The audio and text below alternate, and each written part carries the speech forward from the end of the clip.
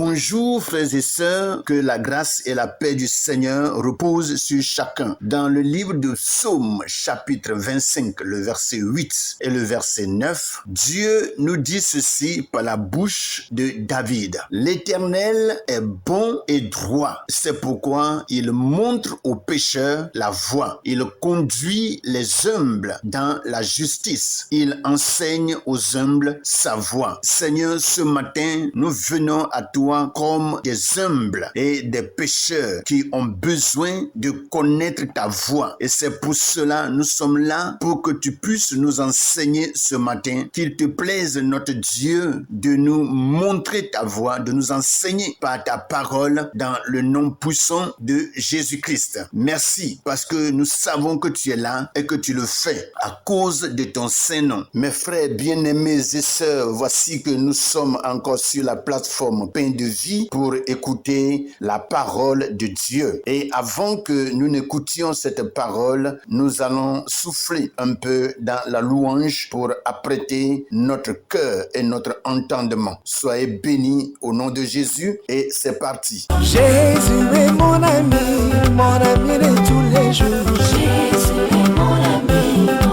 de tous les jours. Jésus est mon ami de chaque instant. Jésus est mon ami de tous les jours. Oh, Jésus est mon ami de tous les temps. Jésus est mon ami de tous les jours. Jésus est mon ami de tous les jours. Il est mon ami de tous les Jésus temps. est mon yaya De tous les jours. Il est mon ami de tous les Jésus temps. est mon ami De tous les jours. Il est mon ami De tous les temps. Quand les diables m'attaquent, il est là pour me défendre. Quand le diable m'attaque, il est là pour me défendre. Quand les diables m'attaquent, il est là pour me défendre. Quand le diable m'attaque, il est là pour me défendre. Oh Dieu créateur, tu es digne des louanges. Dieu créateur, tu es digne des louanges. Oh Dieu créateur, tu es digne des louanges. Dieu créateur, tu es digne des louanges. De la pauvreté, il m'amène à la richesse. De la pauvreté, il m'amène à la richesse. De la pauvreté, il m'amène à la richesse. De la pauvreté, il m'amène à la richesse. Oh roi des nations, l'or et l'argent t'appartiennent. Roi des nations, l'or et l'argent t'appartiennent. Oh roi des nations, l'or et l'argent t'appartiennent. Roi des nations, l'or et l'argent t'appartiennent. Oh loué, loué, loué, loué, loué, loué, ah, loué, loué, loué Jésus, loué, loué, loué, loué, loué le roi, loué.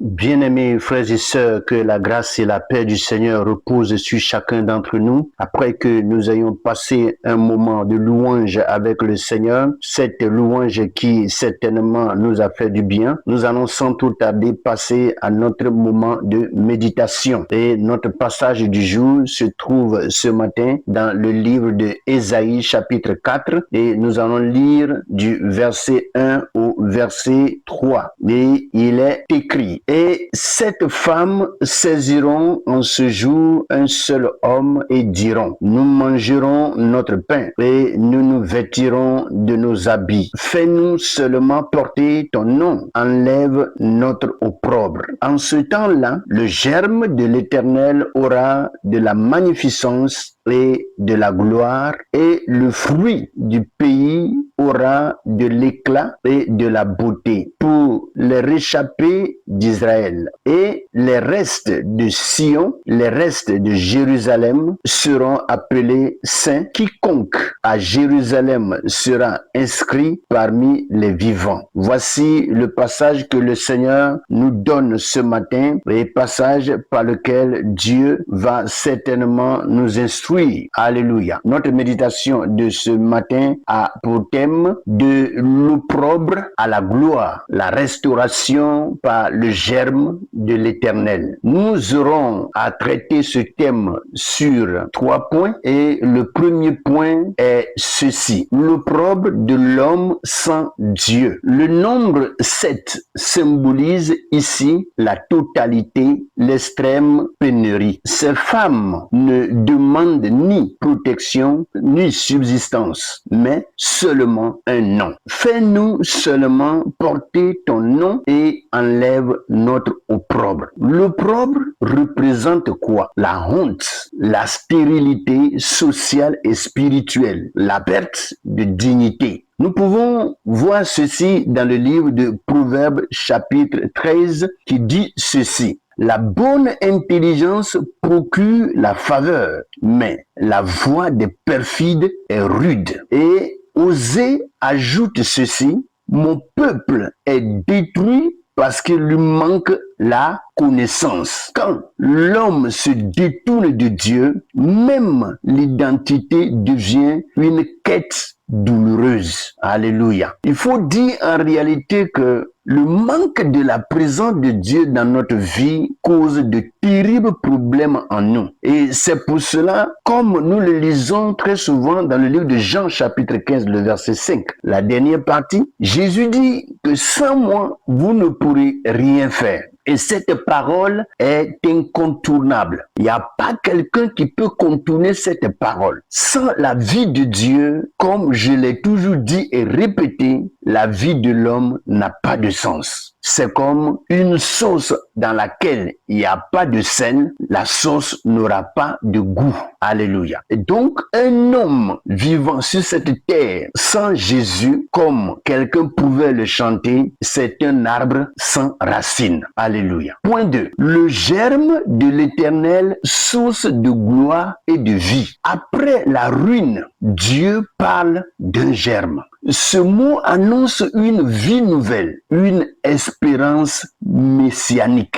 Le germe de l'Éternel, c'est qui? Le germe de l'Éternel symbolise quoi? Il symbolise le Messie. Il apporte la magnificence et gloire. Il restaure ce qui était desséché. Nous pouvons rapidement lire dans le livre de Ésaïe, chapitre 11, le verset 1, qui nous dit ceci. Puis, un rameau sortira du tronc d'Isaïe et un rejeton naîtra de ses racines. Alléluia. Donc, on parle ici de la personne de Jésus. Et Jérémie, chapitre 23, le verset 5, nous dit ceci. Je susciterai à David un germe juste. Il régnera en roi. Effectivement, Jérémie avait déjà annoncé la personne de Jésus dans ce chapitre au verset 5.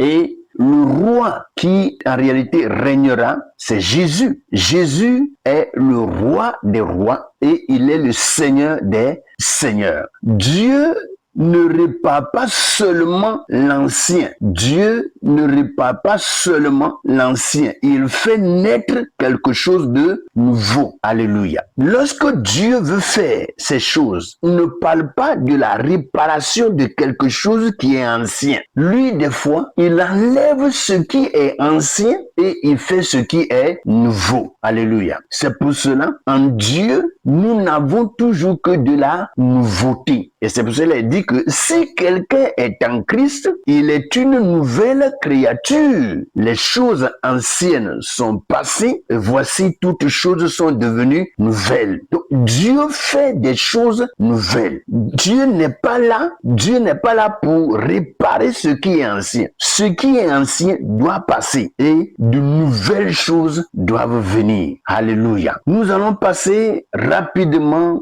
au point 3. Le point 3 nous dit ceci. Un reste purifié et appelé saint. Tous ne demeurent pas, mais un reste est conservé par grâce. C'est vrai que Dieu parle de la destruction du monde. C'est pas tous ceux qui habitent sur la terre qui seront détruits. Dieu va toujours réserver un reste. La preuve est que au temps de Noé, Dieu a voulu détruire toute la terre, mais Dieu a toujours réservé un reste qui est Noé et ses fils. 8 personnes qui sont restées et par lesquelles Dieu a rempli encore le monde. Alléluia. Ceci pour dire que lorsque Dieu parle de destruction, c'est vrai que la destruction arrivera, mais toujours il va réserver un reste par lequel il va encore multiplier les hommes et remplir la terre. Ce que nous voyons et que nous lisons, la destruction prochaine de la terre, ce ne sera plus avec de l'eau. Les Saintes Écritures nous disent clairement que c'est le feu, mais certainement dans ce qui a été dit, Dieu va encore réserver un reste. Dieu va toujours mettre des gens à côté,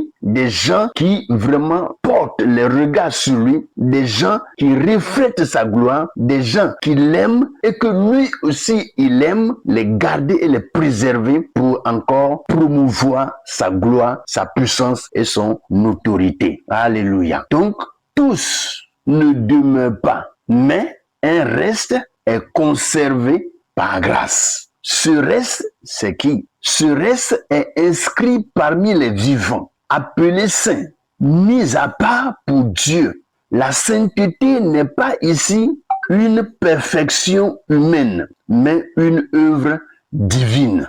Lisons un peu Zacharie, chapitre 13, le verset 9. Il est écrit: je les éprouverai comme on éprouve l'argent. Et Romains chapitre 11, le verset 5 nous dit ceci: il y a donc aussi dans le temps présent un reste selon l'élection de la grâce. Donc Dieu a une élection de la grâce. L'élection dans laquelle il a un reste qu'il préserve, qu'il garde avec soin, parce que Dieu porte les regards sur sa gloire et il veille là-dessus pour que cette gloire ne ternisse pas. Alléluia. 1 Pierre, chapitre 2, le verset 9, nous dit ceci: vous êtes une race élue, un sacerdoce royal. Alléluia. En tant que des enfants de Dieu, des élus de Dieu, des choisis de Dieu, la Bible nous appelle une race élue, un sacerdoce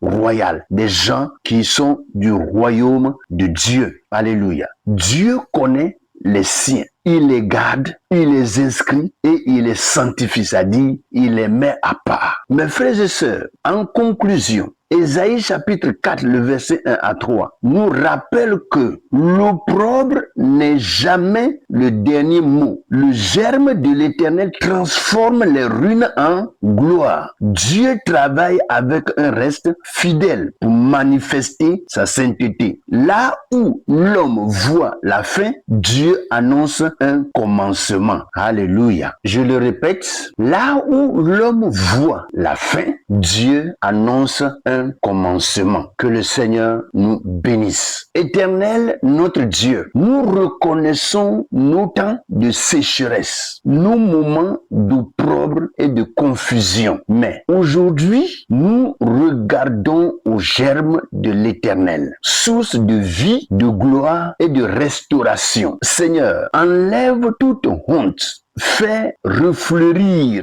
ce qui était desséché en nous. Inscris nos noms parmi les vivants et conduis-nous dans une vie de sainteté. Que ta gloire remplace nos ruines et que ton nom soit exalté dans nos vies. Au nom puissant de Jésus-Christ. Amen. Frères et sœurs, nous voici à la fin de ce merveilleux moment de méditation et je prie à ce que nous continuions de lire les passages qui ont été donnés pour que davantage Dieu nous instruise et que nous sachions comment poser les pas pour marcher dans la sainteté et dans la pureté avec le Seigneur Jésus. Que le nom de l'Éternel soit béni. Passez une bonne et excellente journée avec le Saint des Saints, le roi des rois, le Seigneur Jésus-Christ de Nazareth. Amen.